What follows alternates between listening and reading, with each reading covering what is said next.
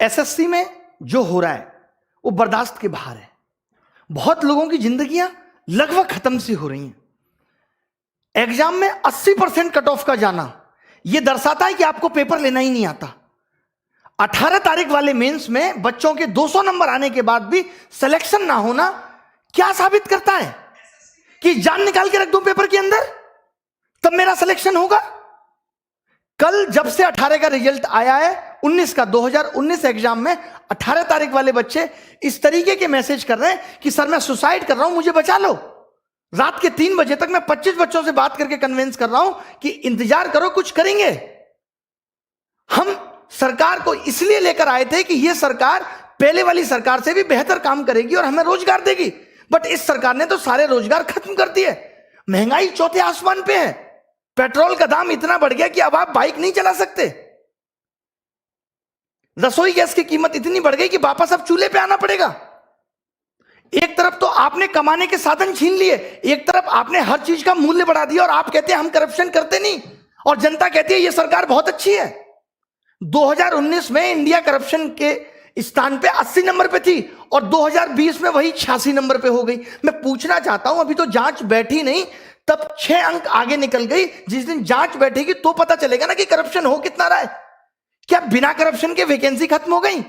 एक सीट कम, जो सीट है उस पर भी करप्शन। एग्जाम टाइम से लेंगे नहीं, पेपर सही बनाएंगे नहीं, पेपर में क्वेश्चन गलत डाल के भी 100 रुपए वसूलेंगे, उसको भी पैसा वसूलने का धंधा बनाएंगे।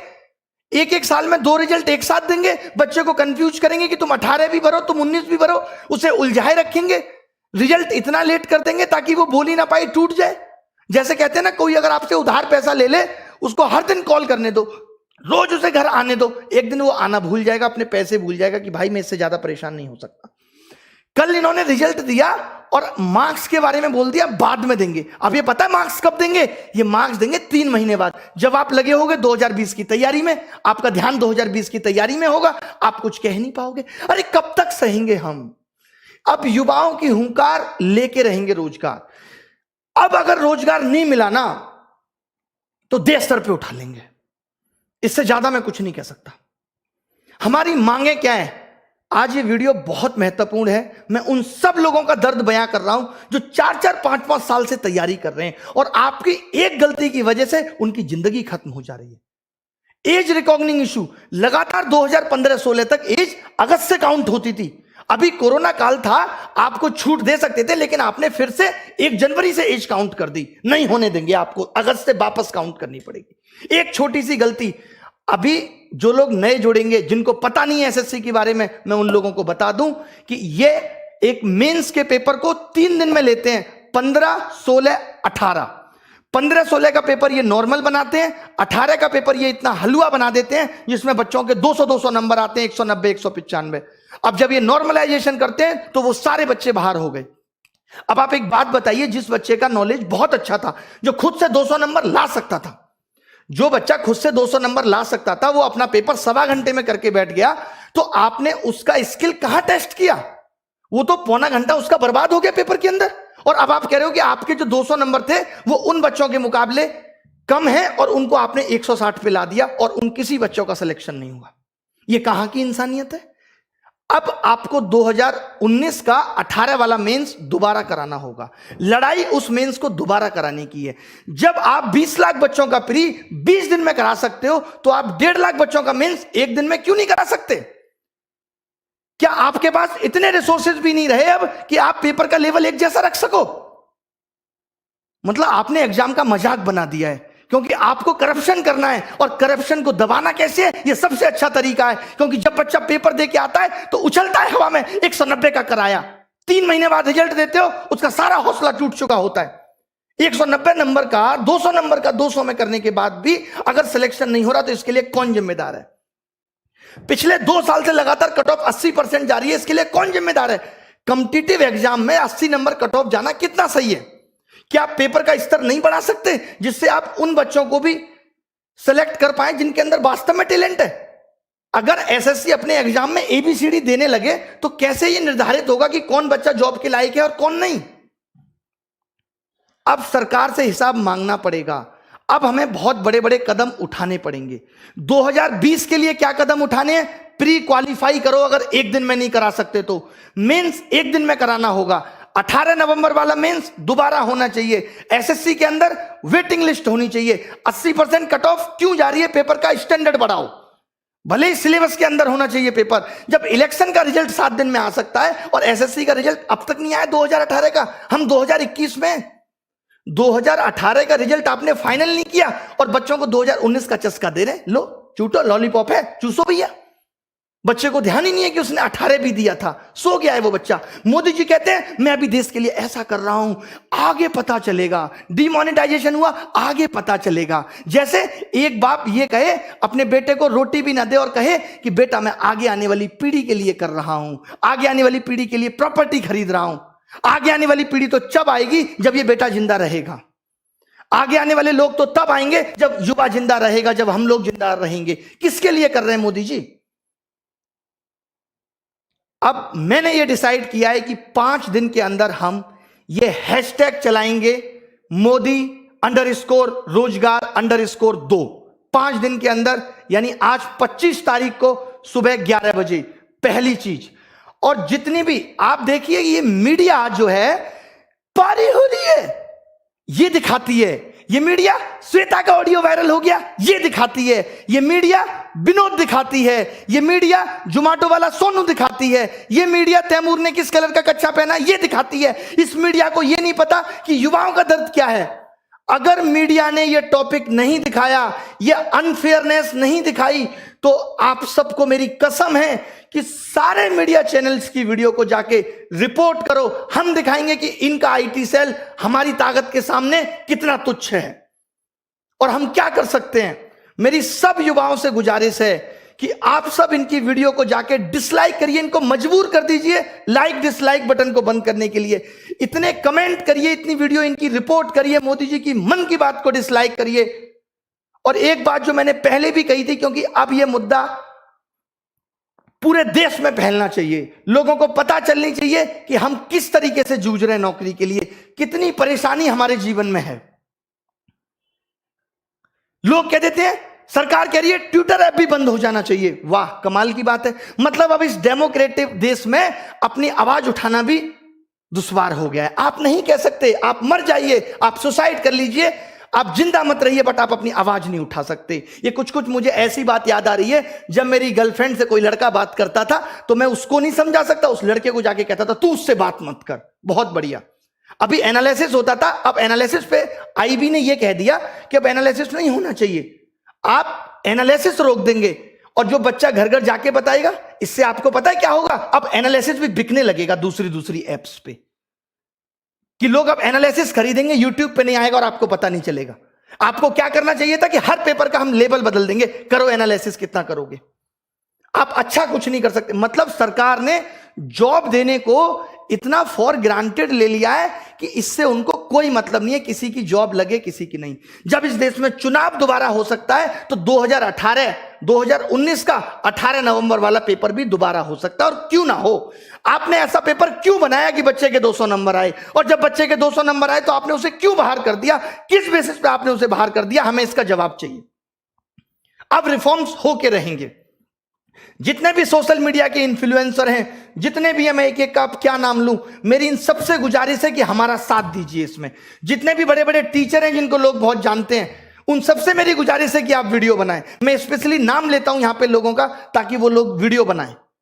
ऐसे लोग जो हमारा साथ दे सकते हैं, जितने भी वाइन्स बनाने वाले बड़े बड़े लोग हैं, उन सब से जिनके आप फैन हैं, उन सबको कहिए कि हमारा साथ दीजिए। और सबसे बड़ी चीज ये है कि ट्विटर पे हम ट्रेंड क्यों कराना चाहते हैं। ट्रेंड तो ट्विटर पे एक दिन में खत्म हो जाएगा, कोई निष्कर्ष बहुत बड़ा नहीं निकलेगा। हम ये चाहते हैं कि इतनी ये बात फैल जाए, हम इतने इनके वीडियो डिसलाइक कर दें, इतनी बुरी तरीके से हम मीडिया चैनल को बॉयकॉट कर दें, इतनी बुरी तरीके से हम इनकी मन की बात को बॉयकॉट कर दें कि ये मजबूर हो जाएं कि हमसे बात करें। और जब ये बात करेंगे तो हम ये अपने 5 मुद्दे बताएंगे। बहुत बड़े मुद्दे नहीं है ये, बहुत बड़े मुद्दे नहीं है कि वेटिंग लिस्ट हो, as recognising issue sort out हो, 18 नवंबर मेंस फिर से हो, और 2020 में मेंस एक दिन में हो, और प्री क्वालिफाई करो। अगर आप एक दिन में नहीं ले सकते, क्योंकि हमें अब आपके नॉर्मलाइजेशन के तरीके पे बिल्कुल भरोसा नहीं है, कोई ट्रांसपेरेंसी नहीं है उसके अंदर। क्यों नहीं दिया आपने मार्क्स? 5 दिन के अंदर आपको मार्क्स देने होंगे। मैं एसएससी से ये गुजारिश करता हूं कि आपको 5 दिन के अंदर मार्क्स देने होंगे। मार्क्स तो आपके पास है ना, कितना टाइम लगता है अपलोड करने में? स्पीड नहीं आ रही, जियो की सिम भिजवा दें? बताइए कि आप मार्क्स नहीं देंगे, क्योंकि आपको पता है आप मार्क्स उस वक्त देंगे जब बच्चा 2020 में बिजी होगा, चाहकर भी कुछ नहीं कर पाएगा, उसको लगेगा यार अब 2020 ना हाथ से निकल जाए। कंगना जी ने भी कहा है कि वो इस बेरोजगारी पर ट्वीट करेंगी। जब भी आप ट्वीट करें तो कंगना जी को भी बोलें कि वो रिट्वीट करें। उन्होंने कहा है, अक्षय कुमार साहब ने भी कहा है कि देश का कोई भी मुद्दा होगा तो हम ट्वीट करेंगे, बाहर वाला कोई भी दखलंदाजी नहीं करेगा। भले ही मोदी जी जाके अमेरिका में कह सकते हैं अब की बात ट्रंप सरकार, ये दखलंदाजी नहीं है, सॉरी माफ कीजिएगा। सचिन तेंदुलकर साहब भी बेरोजगारी पर ट्वीट करेंगे। आप सोचिए देश का युवा कितना बड़ा हिस्सा है कि रेलवे ग्रुप डी और ग्रुप सी 2-2 करोड़ लोग फॉर्म भर रहे हैं। मैं आपको दिखाता हूं ना कैसे कैसे मैसेज लोग मुझे करते हैं। ये देखिए आप, ये सब देखिए कितने कितने नंबर लोगों के आ रहे हैं और क्या क्या लिखा हुआ है इसमें। ये देखिए, good afternoon sir, although I hope मुझे 2018 में कोई ना कोई पोस्ट मिल जाएगी। I watch all free video, ये सब लिखा हुआ है, पढ़ लीजिएगा इसको क्लास के बाद। ये देखिए लोगों के बारे में मैं दिखाता हूं आपको क्या क्या लिख रहे हैं लोग।